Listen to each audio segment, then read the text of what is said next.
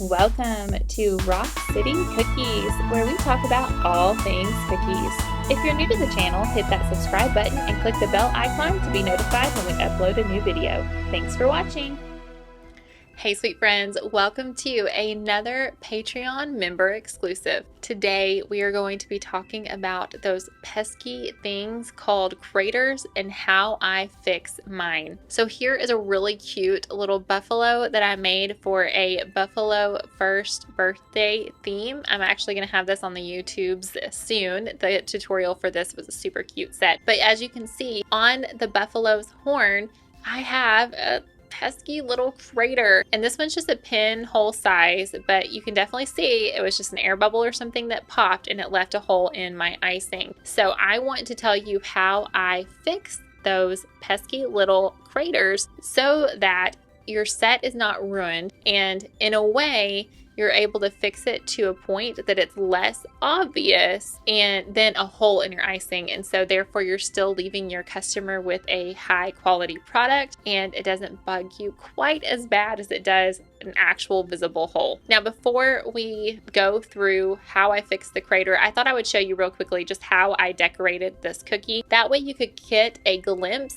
of the actual icing that I used that cratered, and you can see me use it in other places on this cookie and it doesn't crater. So I just want to reiterate the point that sometimes you can do all of the right things, and still have craters. It can just be a humid day. It can just be for whatever reason there was just a bubble in the icing. It can just be that your icing was too thin. I don't know. There's so many reasons, and it's just so incredibly exhausting to try to figure out what is causing it. And so a lot of times you do your best and you just have to roll with the punches, and you just have to fix. If it happens, you just have to fix it. So I outlined and flooded my cookie. So if you've watched any of my other tutorial videos, you know I use a thick icing to outline, and then I flood it. And if you watched my how I bag icing video, you know that I'm using the same color of icing. I just take out the thick icing first, and then I thin it down to use it for my flood or for other consistencies. So I definitely recommend that you always have a thick and a thin icing of each color. So my thick icing was to outline, my thin icing was to flood the cookie. I let that dry for several hours under a fan. That is very critical. You definitely need to have your icing drying under a fan. One, it speeds up the drying process, and two, it gives it a shine, and so it's not a matte look, which I feel like really makes your cookies look better. And it does help with cratering because it helps to crisp over your icing and dry it out faster before those air bubbles have the chance to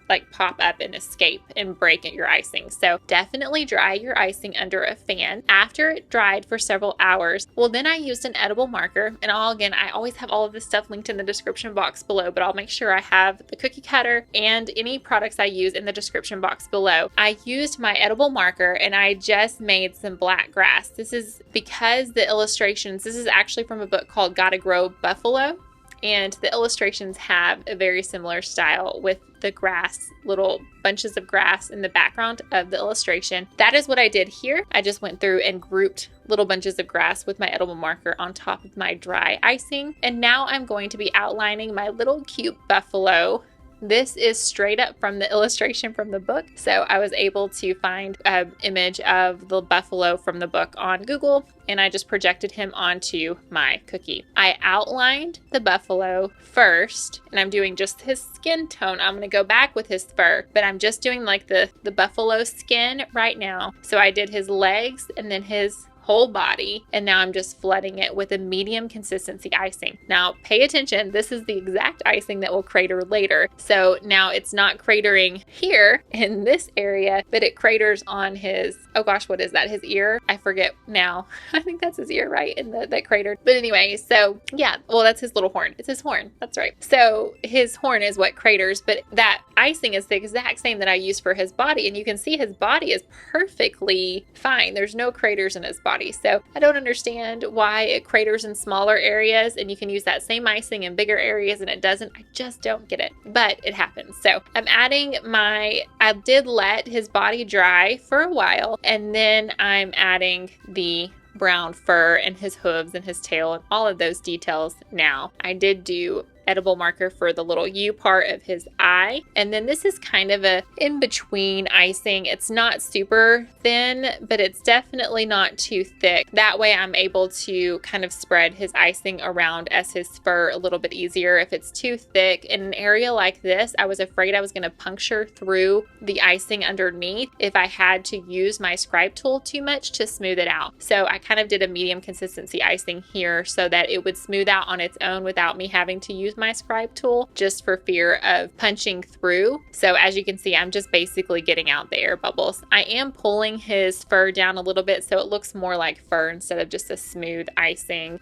Just kind of giving him some fur patches here and there. All right, so here comes the part where you get to see how I do his horn. And again, like I said, you'll see that it craters. So I let his fur dry, and then I just come back with the horn and I do my thick icing outline. And I even did a scribble. To try to protect it. Still didn't work. So I did my scribe tool, and I got out the air bubbles and I smoothed it out, and it just breaks my heart. I'm finishing up the little buffalo. Again, I'm using my edible marker, but I'm also copying the illustration, the style of the book. So in the style of the book, it has these like kind of black marks on him, and so, which I think it turned out so cute. I definitely think it's a really cute little book. If you've not read it, I had never heard of it until I did this set, so it's super cute. But here is our little buffalo, and he's done. I had let the icing dry long enough that when I did the edible marker on the brown and on the tan, it didn't puncture my icing. So right here, my icing on the horn was still wet, so you couldn't see that it cratered. But here they are dry, and I had multiple craters, but I thought I would show you on two different designs, the craters. So on the one cookie, his horn cratered, and on the buffalo itself, his horn cratered. So I had to fix it on multiple cookies, not even just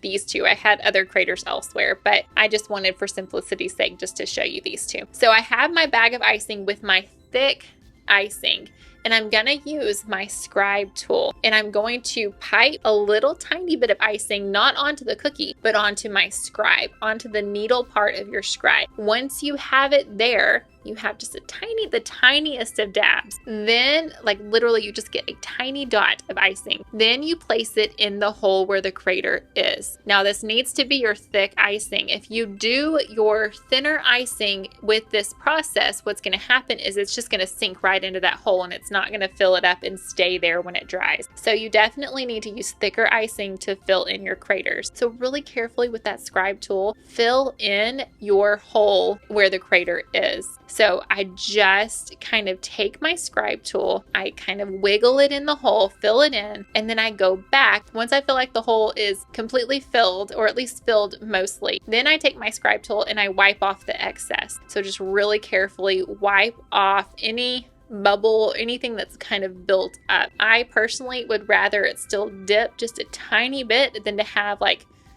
almost like a zit, like, you know, like something like sitting on top of your cookie. I feel like it's more obvious if it's mounded than if it sinks in a tiny bit. So you might have to repeat the process. So fill it in, wipe, fill it in, wipe as many times as you need to. I know some people use a damp, like not wet, like the tiniest bit damp paintbrush, and they wipe off their little area doing that. I just try to avoid adding any extra moisture to a cookie because it could, like water is like acid to royal icing, so I always get a little scared to add any sort of water in this process. But this is all I do, is I just fill it in with my scribe tool, I wipe it clean the best I can, and then I let it dry.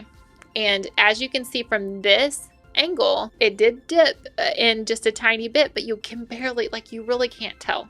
Once it dried, you really can't tell that I cleaned it up. So, and in the pictures, it wasn't obvious, and I'm going to show you some video. You can't even, like every single one of these videos has that buffalo that had the crater, and you really can't tell. So I highly recommend that you do this process just so that you can save your cookies. You don't have to worry about your pictures having holes in them or your client seeing cookies that have holes in them. I didn't even, not once did anyone mention anything to me about the cookies having any craters or there being any flaws in them at all. So definitely save yourself some frustration. Save your cookies, fill in those craters the best that you can, and then you just kind of got to let it go and just know it happens. And more than likely, once those craters are filled in, your client is not even going to notice.